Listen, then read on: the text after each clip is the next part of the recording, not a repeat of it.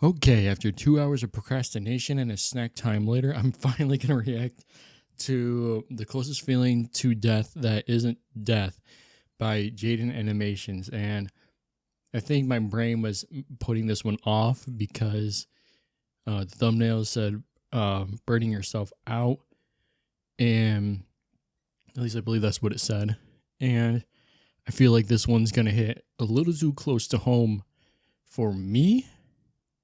And probably a lot of you, but I may need this. So yeah, before anything, hit that subscribe button, and yeah, let's just get right into it. Raise your hand if you've ever sacrificed physical, mental, and or emotional health to overwork yourself into an extremely depressive state of mind that takes days to recover from in hopes to be happy with a result, knowing it's probably not going to be worth it in the end.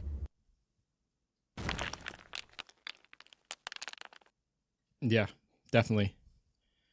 I have definitely worked myself into the ground, and as of late, you might remember I made a video about me having to come out and say that I'm not in a good mental place. It's because I was working a lot, like nonstop, 7 days a week.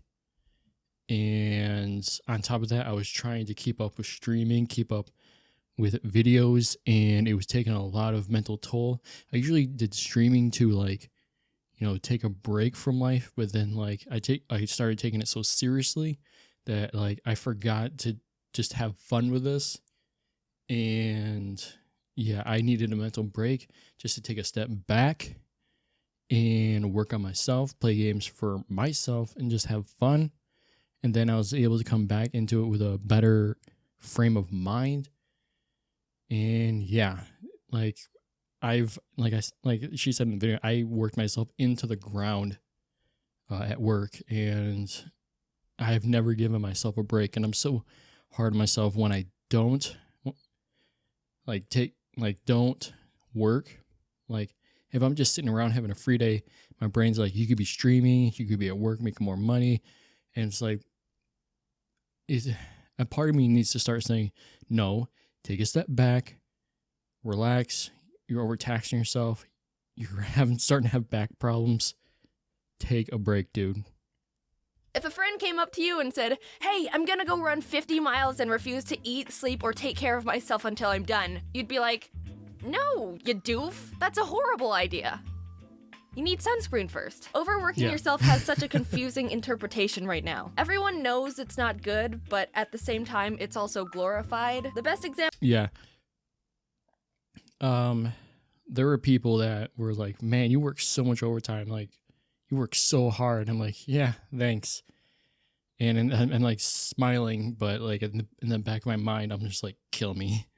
Because I for some reason couldn't get myself out of the state of mind. Examples are in school or work environments. Dude, I had 6 hours of homework last night and didn't get to bed until 4 a.m. You think that's bad? The other week, I had 3 tests to study for, so I pulled an all-nighter and only drank coffee for 2 days straight. Okay, so this, when I was in the Army, I would be working second shift, having to get up at 6 a.m. and I'd be getting out at 2 a.m. to go to drill, and I would just not sleep because I wouldn't have time. And so I did that for 6 years. So it was mentally tolling. And anytime I have to do something early in the morning and I have to do it, I always never sleep for some reason. I just don't. It's a very bad idea and it's very unhealthy, but I just couldn't stop it. Even this inventory, I still didn't sleep. Because at my job, we did inventory and it was at, 10 a.m. And 10 a.m. you're like, oh, no, wait, you get out at what, 11:15? You can totally just wake up. That's pretty wrong. So, yeah. I have not slept for a week. My blood flows with Red Bull and Xanax. Mine used to flow with Bang, Rain, and Monster, and sometimes Red Bull. When someone's driven to work exceptionally hard, obviously that's really admirable. But when they start forfeiting self-care in place of hard work, that's when you start crossing into the realm of pain and uncontrollable suffering. I can feel that. Yeah, but enduring the pain and pushing forward is super strong. No. No. Admiring something that's stupid and unhealthy isn't commendable. Instead of encouraging it, tell your brain, hey, no, bad. Not on the carpet. I really wish I could tell my brain that, but my brain probably wouldn't listen because, like me, it is stubborn. Emotions start to chop It is me. and change more, your mental health starts to deteriorate, you snap more at things that aren't big deals. Yes, absolutely. Absolutely. I became so snappy at just little stuff. And I feel bad because it kind of came out on my coworkers. My coworkers are amazing, and they understood the stress I was going through, so they didn't mind the little snappy moments, but I felt like so bad. Everything feels like I'm sorry, I have like a runny nose for some reason. you're playing sudden death mode in Smash Bros. Honey, I brought you some lemonade. Yep, feel that one. Everyone is going to experience burning themselves out in some sort of way. That's part of life. If you don't, you're either perfect or the devil. And I don't trust either of those, so stay back. I've been slowly losing my sanity from overworking myself ever since I dropped out of college, which was 2 years ago. It's the type of thing that slowly creeps in, and you only start to notice it when your insides have already deteriorated by 30% and your insanity stat has reached level 10. Burnout is caused by Like the what was it? What was that game? That's Minecraft, obviously. It's an oh my goodness. Amnesia. There we go. The Dark Descent. There we go. Remember watching Markiplier play that way back in 2012. Deteriorated by 30% and your insanity stat has reached level 10. Burnout is caused by 3 main variables: depersonalization, where you don't feel in control of yourself anymore, emotional exhaustion, and a lost sense of achievement. Wow, Jaden, you're so smart. Ha, yep, you know me. I'll research anything all day just to educate the people. After a long time of feeling like a very sad shell of a person, I started seeing a therapist. So the first day I came in, she just asked some basic questions to get to know me and my situation. And she got to the question, what would you describe your average daily schedule to be? And I was like, all right, that seems simple enough. So I wake up around 8:30, have a small snack, work out for like 30 minutes, and start working. So I work until lunch, and then I go back to work. Yeah.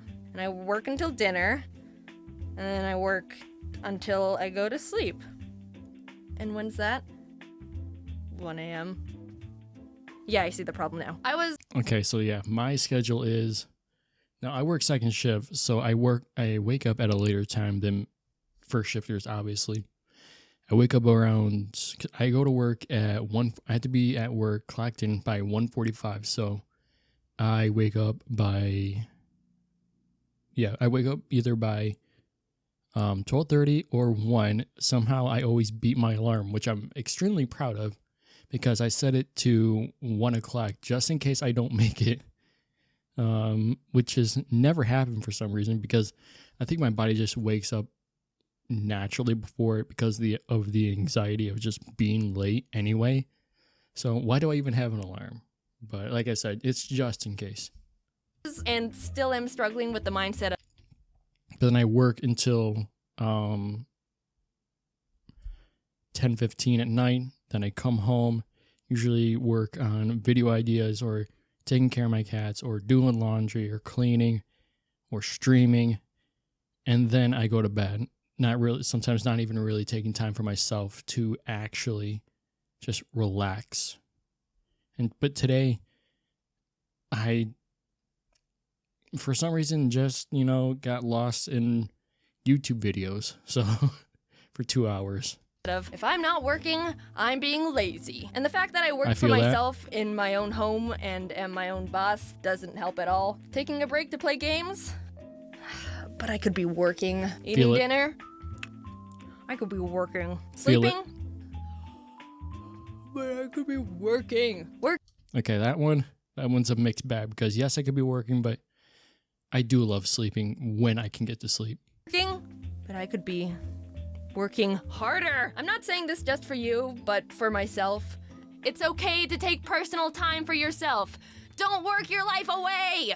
I'll take a break when I'm dead. That was me. I never got to come up with a funny tombstone. I asked a bunch of my friends about their experiences with overworking themselves, and they were all like, oh yeah, burnout is torture and can go frickin' suck a jellyfish. Their stories consisted of not sleeping for hours or days on end in exchange for more time to work, denying themselves food or water until they finished something, breaking for a minute to go to the bathroom only to go right back to work, snapping at friends or family for no reason. Yeah, I definitely did that to my coworkers, and my coworkers out there, I am sorry. Sucks because these aren't even uncommon experiences. It feels so good to be validated and admired for working hard, but there's a slippery slope there of accidentally forgetting to keep your. And this just goes out to my people who worked in factories or just big companies in general. Don't work your life away. They don't give a shit about you. I know a lot of you know this, just don't do it. Don't be me. Don't work hours and hours and hours. It's not worth it. Yourself alive and sane if you're not careful. I'm here to save you from yourself. What? What? Wait, I've got to study for final exams. No time. Go take a nap. 46% of Americans drop out of college anyway. I'm kidding. School is important. If you drop out, you don't get to use me as an excuse to your parents. But it's important not to die from burnout, or in general. Don't ever die. I also asked my friends if overworking themselves negatively impacted their relationship with the end product, and there were two different interpretations. Some of them said, holy frick, yes, I hate that thing now. Stressing and pushing themselves too much made them sloppy and make awful mistakes. They cut more corners and agreed the final product suffered because of the pressure they put on them.